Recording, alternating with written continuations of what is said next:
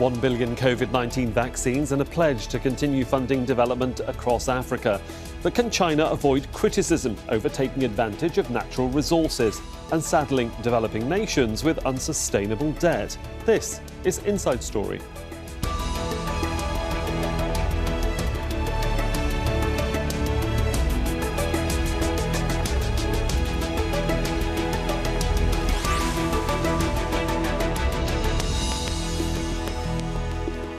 Hello, I'm Sohail Rahman. Welcome to the programme. China's President Xi Jinping has promised African nations 1 billion coronavirus vaccines and has pledged to continue economic investment in the region. Xi made the comments virtually as part of the annual forum on the China-Africa cooperation as the two-day summit in Senegal comes to a close.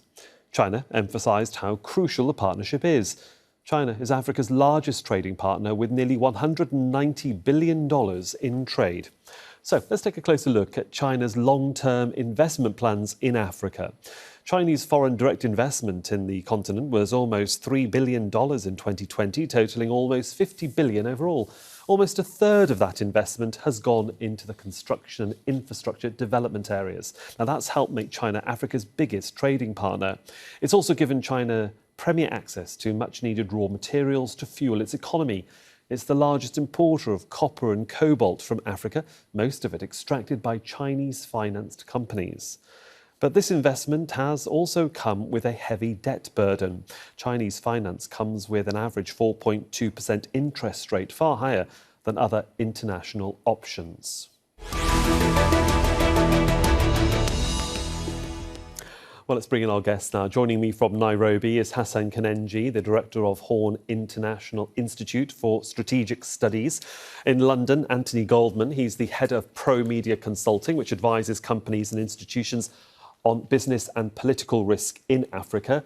And from Beijing, China, we have Andy Mock, a Senior Research Fellow at the Centre for China and Globalization. A warm welcome, gentlemen, to all of you. Mr. Khannenje, can I just give you the first question? I mean, to understand China's contact with Africa, we have to sort of go back to its origin and first contact, you might say, between the two continents nearly 500 years ago, back in the 15th century. Early trade was that initial contact that they had. It was very important and it still remains important today. Yeah, it is indeed true that the interaction between China and the African continent go back hundreds of years ago at the time, of course, that preceded colonialism. And this is something that is also been established based on the evidence of Chinese presence along the African coast and along the East African coast that actually go back further, about 1,000 years ago.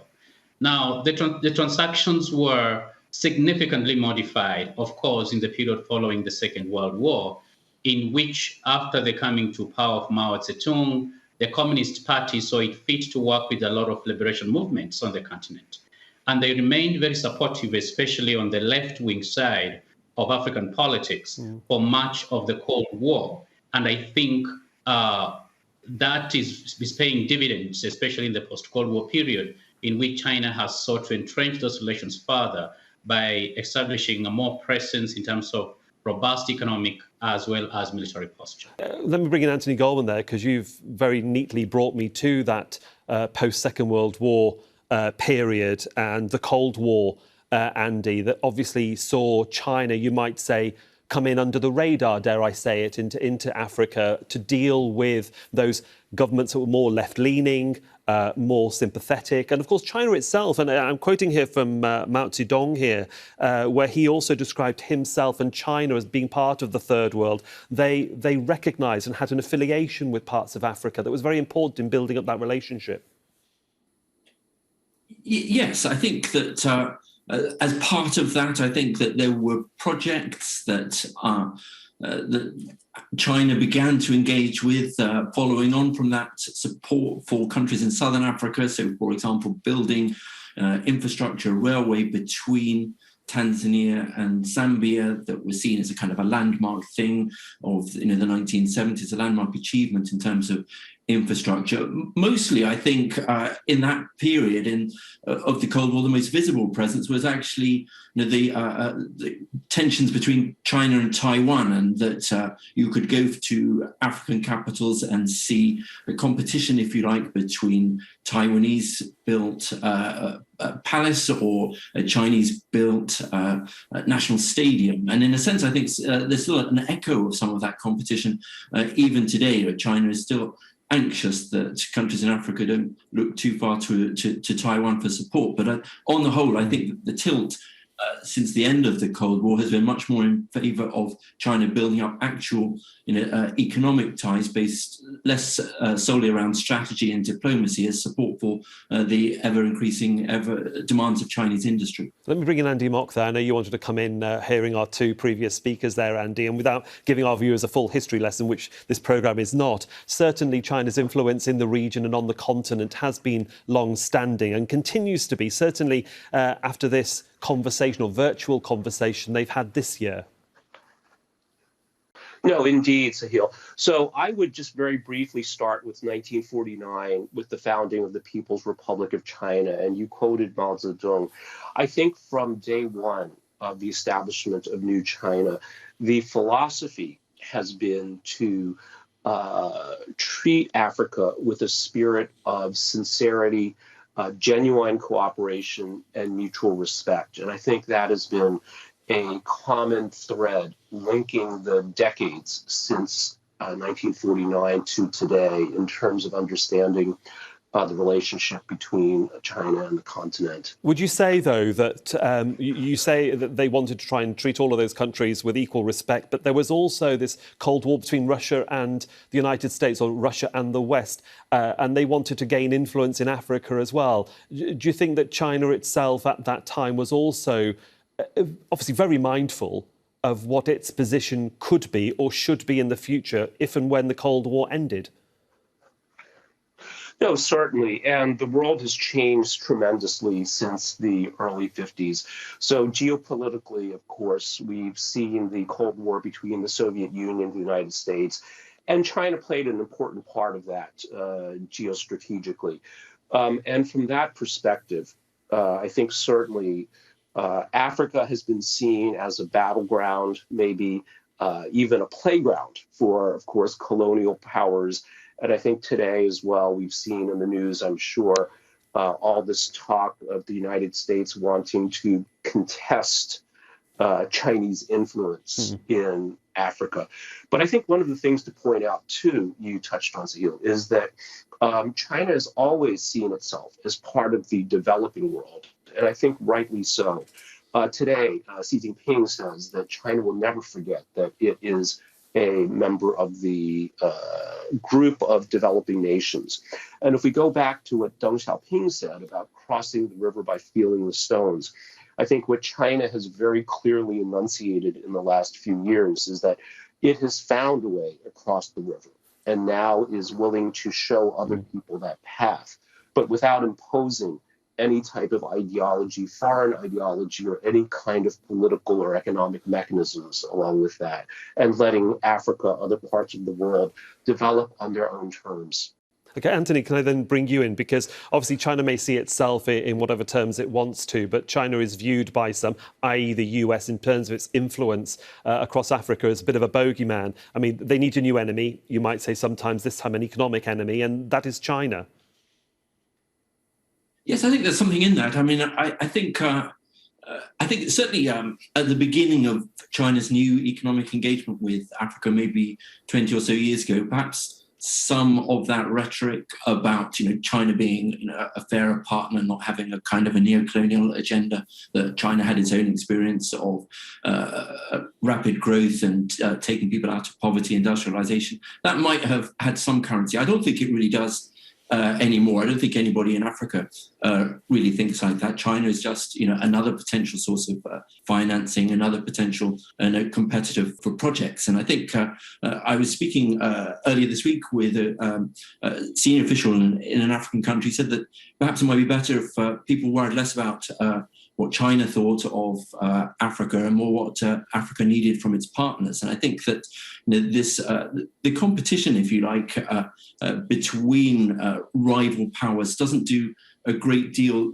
for the people who ultimately are meant to benefit in terms of actually providing projects on their own merits, projects that are commercially viable and have less kind of this rhetorical baggage, that makes more sense perhaps in Washington or even Beijing than perhaps in Burkina Faso or Zambia. We'll talk about the specific economics in a moment, but Hassan, Khannenje, can I just come back to you? Africa itself and its subsequent nations within the continent have had to deal with military coups, cross-border confrontation, climate change and famine, ethnic rivalries.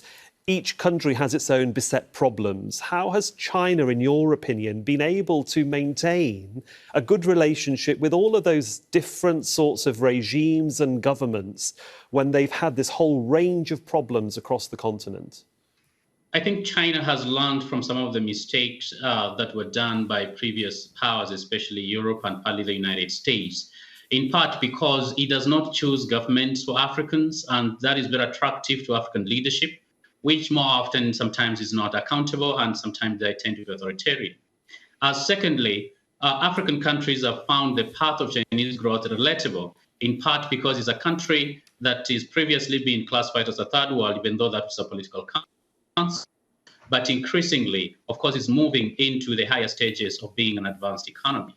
But thirdly, I think because China looks at Africa as a partner and does not seek to involve in the internal affairs of individual African countries, it has allowed both friends and enemies within the continent to actually be able to work with China, irrespective of which government of the day is in power. And I think because of the kind of relations that it sought to build while it was relatively poor, and the perception of equal partnerships that it's seeking to build, even at the cost of increased debt trap that most African countries are finding themselves in, China has been able to be successful in areas where, for instance, the West has failed.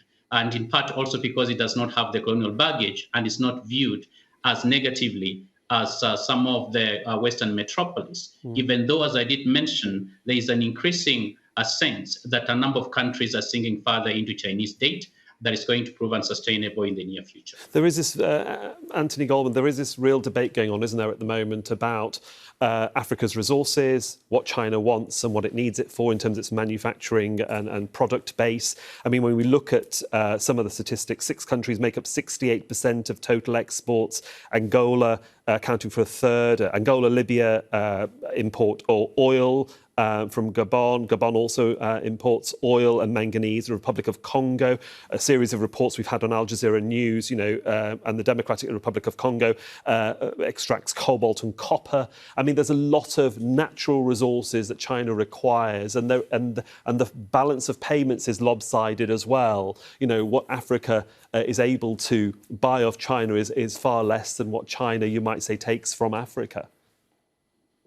No, you make a very good point. Africa is not a country. Obviously, there's a huge distinction between the most favoured trading partners and some of those countries where maybe perhaps China has much less of a relationship. And Angola, South Africa are particularly important. I think we've seen some growth in West Africa in recent years. China's tried to crack Nigeria with different degrees of success, but I think that on top of the products that the raw materials typically that China seeks to secure from Africa, the energy security, mineral security it needs to support growth. In that sense, it is fairly familiar to the kind of patterns of economic engagement that other industrialized countries seek with Africa. One of the differences, perhaps, is that China, as a major manufacturer of cheap and cheaper products, is that actually there's quite a large informal trade that's perhaps not always captured in the official data between China and Africa. Quite a lot of that's dipped, obviously, because of the pandemic and the lack of travel over the last 18 months or so. But until that, there were regular flights direct from China to parts of Africa where small traders even were going and picking up petty goods, the things to sell at market. So I think that the picture isn't always captured by the big data, if you like, and I think that there has been quite a deep relationship from the top as well as the bottom with Africa, even where China's strategic interests do focus more on a particular and a small set of countries. Andy Mock, Xi Jinping announced the fact that there would be less money being invested in Africa as a continent. That can be interpreted in many ways. One of the ways that it has been interpreted is that China is listening to what Africa needs and adapting its finances accordingly. Others are suggesting that China is walking away from Africa. What's your interpretation of it?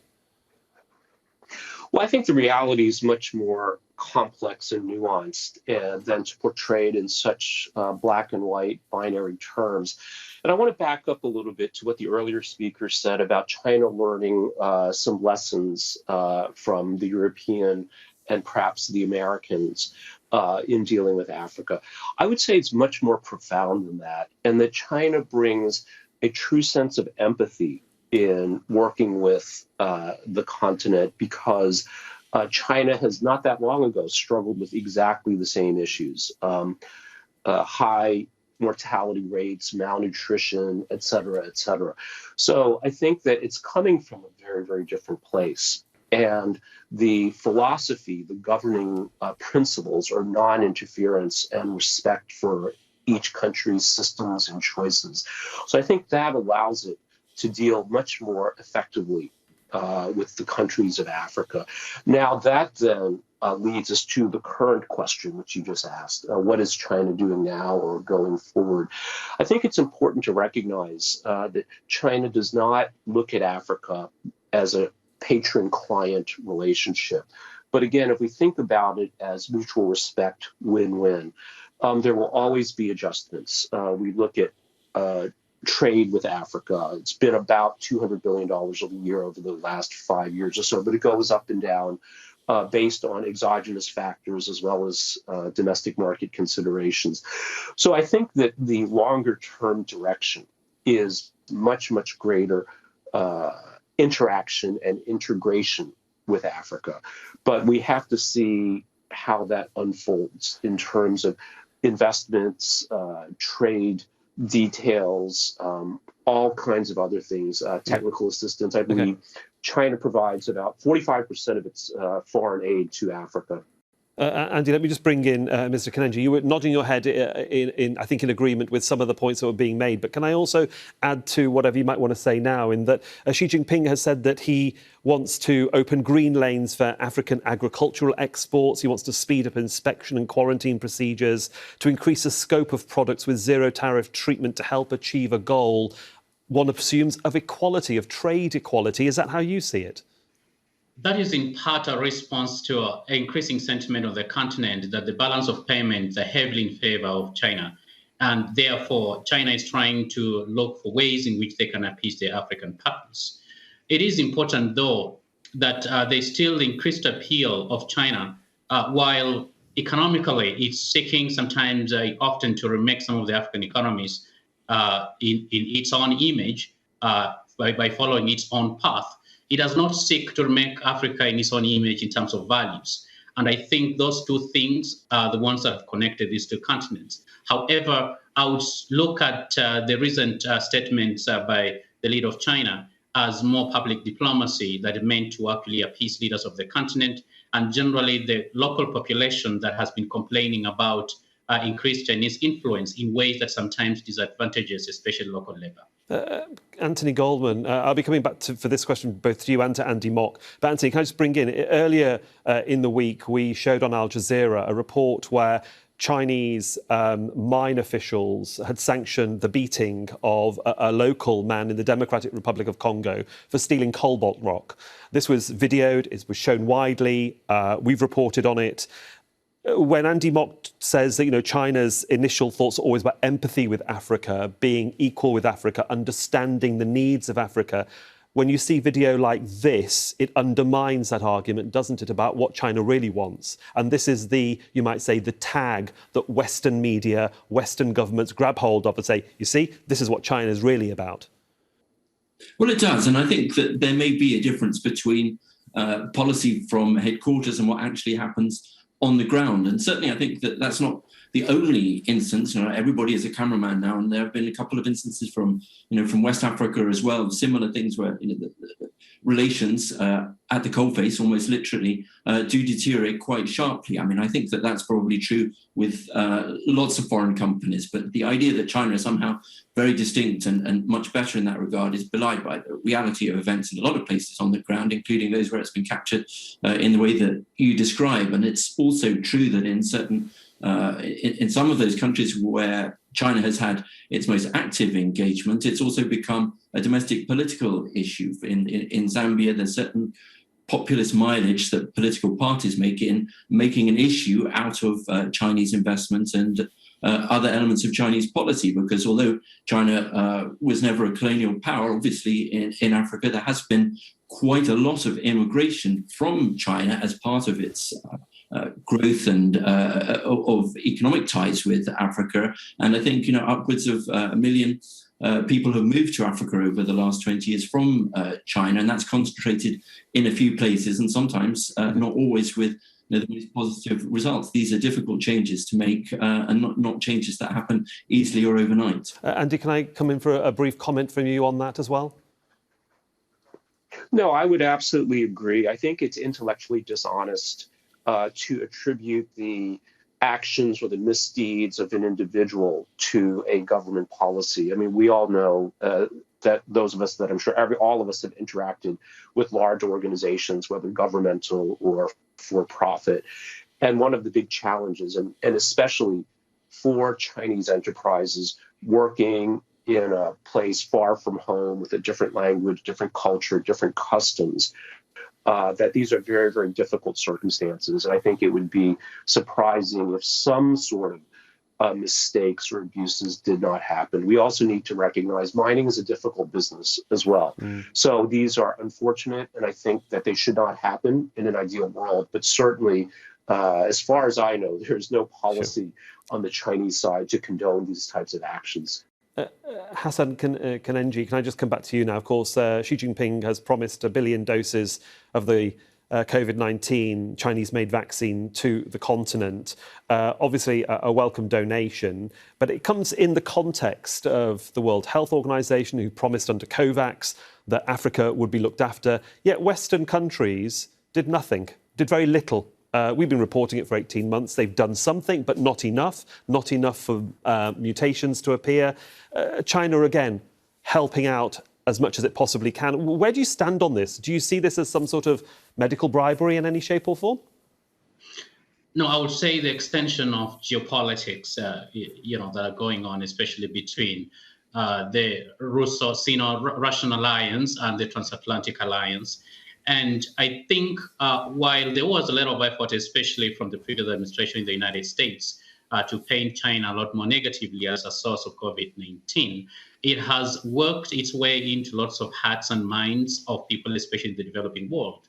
And so what this donation means, it is people are going to pay attention to those soft power aspects of China, which it has been doing more excellently, despite some of the propaganda that has been shared, of course, with regard to some of the human rights violations in terms of isolated incidents.